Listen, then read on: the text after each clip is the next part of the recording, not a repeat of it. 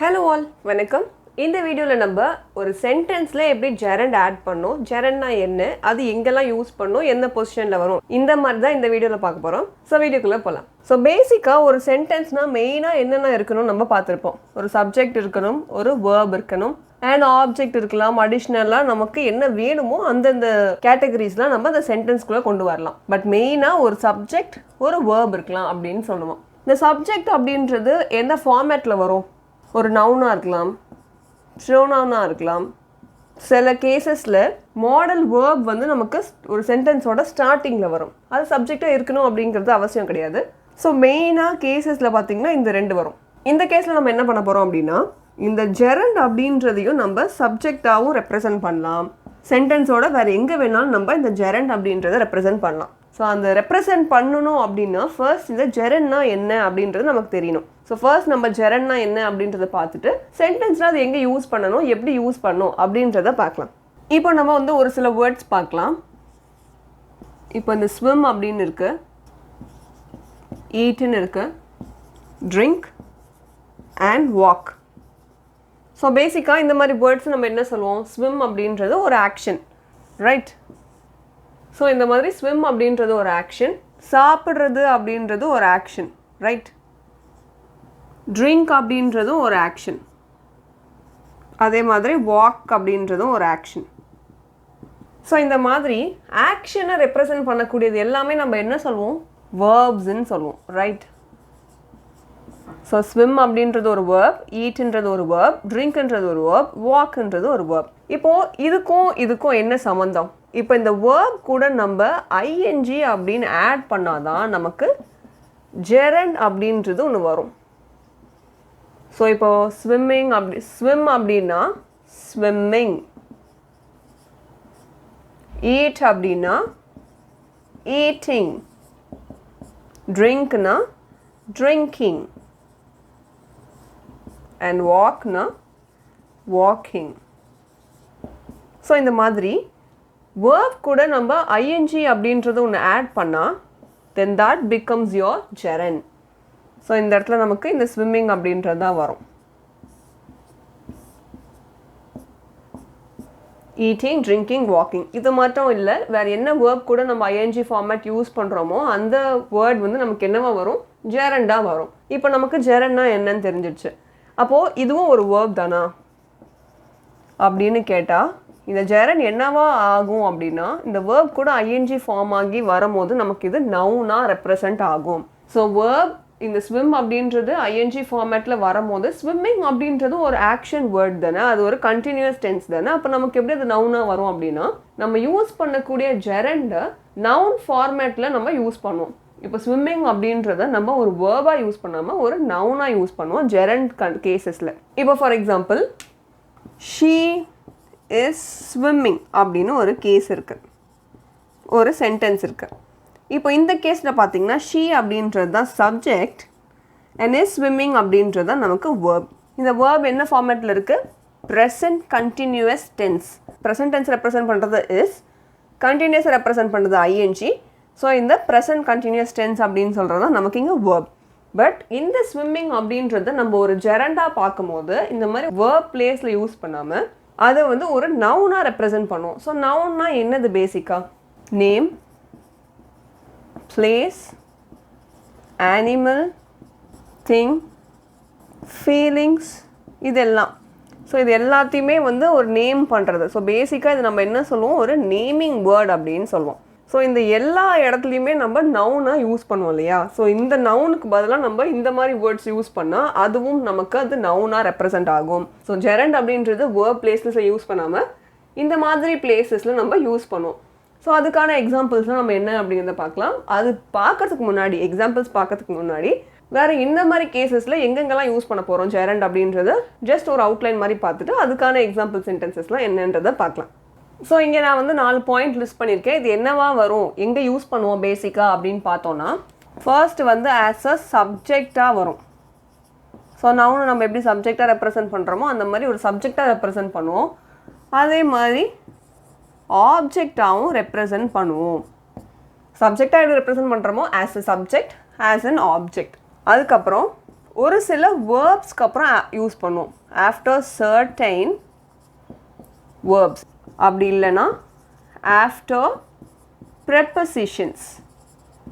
So ப்ரெப்பசிஷன்ஸ்னால் நமக்கு என்னன்னு தெரியும். ஸோ ஒரு பர்டிகுலர் விஷயத்தோட பொசிஷனை சொல்கிறது தான் ப்ரெப்பசிஷன்ஸ். ஸோ இந்த மாதிரி ஒரு ப்ரெப்பசிஷனுக்கு அடுத்து நம்ம யூஸ் பண்ணுறது என்னவாக இருக்கும், ஜெரண்டாக கூட இருக்கலாம் அப்படின்னு சொல்கிறாங்க. ஸோ ஒரு சென்டென்ஸ், இதுதான் ஒரு சென்டென்ஸ் அப்படின்னா, ஸோ சப்ஜெக்ட்லேயும் ஜெரண்ட் வரலாம், ஒரு ஆப்ஜெக்டாகவும் ஜெரண்ட் வரலாம், ஒரு சில வேர்புக்கு அடுத்ததும் ஜெரண்ட் வரலாம், இல்லை ப்ரெப்பசிஷனுக்கு அடுத்ததும் ஜெரண்ட் வரலாம். ஸோ இந்த மாதிரி கேசஸில் நம்ம ஒரு சென்டென்ஸில் ஜெரண்ட் வந்து பிளேஸ் பண்ணலாம் அப்படின்னு சொல்கிறாங்க. ஸோ இதுக்கான எக்ஸாம்பிள்ஸ்லாம் என்ன அப்படிங்கிறத பார்க்கும் போது உங்களுக்கு இன்னும் பெட்டராக புரியும். ஸோ ஆஸ் அ சப்ஜெக்ட் அப்படின்னு சொல்லும் போது let's take walking. Walking is fun. So walking எப்படி இருக்கும், ரொம்ப ஒரு ஜாலியான ஒரு விஷயம், வாக் பண்ணுறது ஒரு ஜாலியான விஷயம் அப்படின்னு சொல்கிறோம். ஸோ இந்த இடத்துல வாக் அப்படின்றது தான் வேர்ப் ப்ளஸ் ஐஎன்ஜி வந்திருக்கனால நமக்கு அது ஜெரண்டாக ஆக்ட் ஆகுது. அண்ட் அந்த ஜெரண்ட் நம்ம எங்கே யூஸ் பண்ணியிருக்கோம், ஒரு சப்ஜெக்டாக யூஸ் பண்ணியிருக்கோம், அதாவது ஒரு சென்டென்ஸோட ஸ்டார்டிங்கில். அண்ட் அந்த சப்ஜெக்ட் தான் மெயின் ஃபோக்கஸ் ஆஃப் த சென்டென்ஸே இருக்குது. இப்போ நீங்கள் இந்த சப்ஜெக்ட் எடுத்துட்டீங்க அப்படின்னா இஸ் ஃபன் அப்படின்றது ஏதாவது ஒரு சென்ஸ் கொடுக்குதா, அந்த சென்டென்ஸ் கம்ப்ளீட்டாக இருக்கா, என்ன ஃபன்னாக இருக்குது, வாக் பண்ணுறது தான் ஃபன்னாக இருக்குது. அப்போது இது இல்லைன்னா உங்களோட சென்டென்ஸை கம்ப்ளீட்டாகவே எழுத முடியாது. ஸோ மெயின் ஃபோக்கஸ் எதில் இருக்குது, இந்த சப்ஜெக்ட் மேலே. ஸோ இந்த மாதிரி கேசஸில் இந்த வாக்கிங் அப்படின்றத நம்ம என்ன சொல்லுவோம், ஜெரண்ட் அப்படின்னு சொல்லுவோம். இதுதான் ஃபர்ஸ்ட் கேஸ். அப்போது ஆஃப்டர் சர்டைன் வேர்ப்ஸ், இதை ரெண்டும் பார்க்கறதுக்கு முன்னாடி நம்ம ஆப்ஜெக்டாக எப்படி வருதுன்றதை பார்க்கலாம். ஸோ ஆஸ் அன் ஆப்ஜெக்ட் அப்படின்னு பார்க்கும்போது ஐ enjoy walking. So I enjoy what, walking. So இந்த வாட் அப்படின்றதுக்கான நமக்கு ஒரு ஆன்சர் கிடச்சிருக்கு. So this is your object. So இந்த இடத்துல வாக் அப்படின்றது தான் அகெயின் வேர்ப், ஐஎன்ஜி ஆட் பண்ணி நமக்கு அது என்னவா வந்திருக்கு, ஜெரண்டாக வந்திருக்கு. அண்ட் நம்ம அந்த ஜெரண்டை எங்கே யூஸ் பண்ணியிருக்கோம், ஒரு ஆப்ஜெக்டாக யூஸ் பண்ணியிருக்கோம். ஸோ ஐ என்ஜாய் அப்படின்ற மாதிரி. So I enjoy walking. So சப்ஜெக்ட்லேயும் வரலாம், ஆப்ஜெக்ட்லேயும் வரலாம். இப்போது இதே எக்ஸாம்பிளில் நான் இங்கேயும் எழுதலாம். ஏன் அப்படின்னா இந்த மாதிரி வேர்புக்கு அடுத்ததும் நம்ம ஒரு ஜெரண்டை சொல்லலாம் அப்படின்னு சொன்னோம் இல்லையா, அப்போ கூட இது நம்ம இங்கே எழுதலாம். பட் இங்கே என்ன எழுதலாம் அப்படின்னா I enjoy reading books. So நமக்கு இங்கே வந்து ஒரு ஆப்ஜெக்ட் வந்திருக்கு, ஐ என்ஜாய் ரீடிங் வாட், ஆப்ஜெக்டாக நமக்கு இங்கே புக் வந்திருக்கு. ஸோ இது வந்து நம்மளோட வேர்பாக இருக்குது. அண்ட் வேர்புக்கு அடுத்து நமக்கு என்ன வந்திருக்கு, ஜெரண்டாக வந்திருக்கு. பட் இங்கே நம்ம என்ன பண்ணியிருக்கோம், ஒரு ஆப்ஜெக்டோட அந்த சென்டென்ஸை கம்ப்ளீட் பண்ணியிருக்கோம். பட் இங்கே ஆப்ஜெக்டாக வேற ஒன்று ரெப்ரசென்ட் ஆகுறதுனால சர்டன் வேர்ப்ஸ்க்கு அப்புறம் நம்ம யூஸ் பண்ணக்கூடிய அந்த வேர்டும் ஜெரண்டாக வரத்துக்கு வாய்ப்பு இருக்குது அப்படின்னு சொல்லி நம்ம சொன்னோம். ஸோ ஒரு சப்ஜெக்டாக ஒரு சென்டென்ஸில் வர்றது எப்படி இருக்கும், ஒரு ஆப்ஜெக்டாக ஒரு சென்டென்ஸில் வந்தால் எப்படி இருக்கும், அண்ட் ஒரு சில சர்டன் வேர்ப்ஸ்க்கு அப்புறம் அந்த ஜெரண்ட் வந்தால் அது எப்படி இருக்கும் அப்படின்றத இந்த பார்த்துருக்கோம். இப்போது ஆஃப்டர் ப்ரெப்பசிஷன்ஸ், ப்ரெப்பசிஷன்ஸில் மெயினாக யூஸ் பண்ணக்கூடிய ப்ரெப்பசிஷன்ஸ் என்னது, in, on, at, above, below, under, across. So இந்த மாதிரி இருக்கிறதுலாம் மெயினாக நம்ம யூஸ் பண்ணக்கூடிய ப்ரெப்பசிஷன்ஸ், அடிக்கடி ரிப்பீட்டடாக யூஸ் பண்ணக்கூடிய ப்ரெப்பசிஷன்ஸ். இது தாண்டி நிறைய ப்ரெப்பசிஷன்ஸும் இருக்குது. ஸோ இந்த ப்ரெப்பசிஷன்ஸ் ஃபுல்லாக நீங்கள் லேர்ன் பண்ணணும் அப்படின்னா ப்ரெப்பசிஷன்ஸ் அப்படின்ற ஒரு டாபிக் நம்ம சேனலில் ஒரு வீடியோ அப்லோட் பண்ணியிருப்போம், நிறைய அப்லோட் பண்ணியிருப்போம். ஸோ அந்த சீரீஸ் ஃபுல்லாக பாருங்கள், ஸோ தட் உங்களுக்கு ப்ரெப்பசிஷன்ஸ் பற்றி ஒரு ஐடியா கிடைக்கும். ஸோ இப்போ நம்ம இந்த ஒரு காமன் ப்ரெப்பசிஷன் லிஸ்ட்லேருந்து தான் ஒன்று எடுத்து இங்கே எழுத போகிறோம். She is interested in cooking. So இங்கே ப்ரெப்பசிஷனாக என்ன வந்திருக்கு, இந்த இன் அப்படின்ற ஒரு வேர்ட். இந்த வேர்ட்க்கு அப்புறம் நமக்கு என்ன வந்திருக்கு, குக் அப்படின்றதா வேர்ப், ஐஎன்ஜி ஆட் பண்ணி நமக்கு இது ஒரு ஜெரண்டாக வந்திருக்கு. ஸோ இந்த இடத்துல இஸ் இன்ட்ரெஸ்டட் அப்படின்றத நம்ம வேர்பாக கன்சிடர் பண்ணி, இந்த ஷீ அப்படின்றது தான் சப்ஜெக்டாக கன்சிடர் பண்ணி யூஸ் பண்ணிக்கலாம் இந்த சென்டென்ஸில். ஸோ பேசிக்காக ஜெரண்ட் அப்படின்றது எங்கெல்லாம் வரலாம், ஆஸ் அ சப்ஜெக்டாக வரலாம், ஆஸ் அன் ஆப்ஜெக்டாக வரலாம், இல்லைனா ஒரு சில சர்டன் வேர்ப்ஸ்க்கு அப்புறம் வரலாம், இல்லைனா ப்ரெப்பசிஷன்ஸ்க்கு அப்புறம் கூட வரலாம்.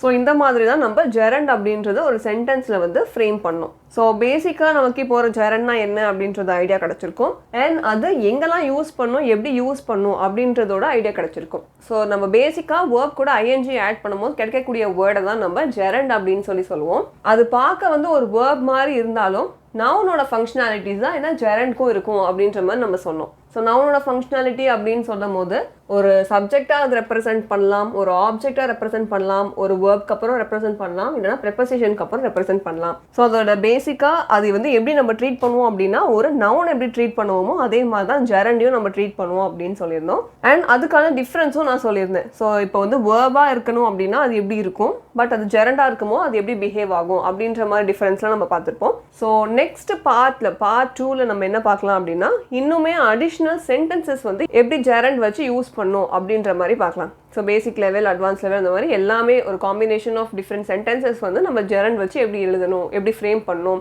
அண்ட் அங்கே வந்து என்ன மாதிரி கண்டிஷன்ஸ்லாம் வந்திருக்கு, ஒரு சப்ஜெக்டாக வந்திருக்கா, இல்லை வேர்ப்க்கு அப்புறம் வந்திருக்கா, ப்ரெப்போசிஷன்ஸ்க்கு அப்புறம் வந்திருக்கா, ஆப்ஜெக்ட்டுக்கு அப்புறம் வந்திருக்கா, இல்லை இது 4மே இல்லாமல் வேறு என்ன மாதிரி ஃபார்மேட்டில் தான் அது வந்து ஃப்ரேம் ஆகி வந்திருக்கு அப்படின்றதெல்லாம் நம்ம பார்ட் 2 வீடியோவில் பார்க்கலாம். ஸோ இந்த வீடியோ உங்களுக்கு யூஸ்ஃபுல்லாக இருக்குது அப்படின்னா லைக் அண்ட் ஷேர் பண்ணுங்கள். இதே மாதிரி உங்களுக்கு வேறு ஏதாவது வீடியோ வேணும்னு நினச்சா அதையும் எங்ககிட்ட காமெண்ட்டில் சொல்லுங்கள். ஸோ நெக்ஸ்ட் வீடியோவில் நெக்ஸ்ட் டாபிக் அப்படிங்கிறத பார்க்கலாம். Thank you so much. நன்றி.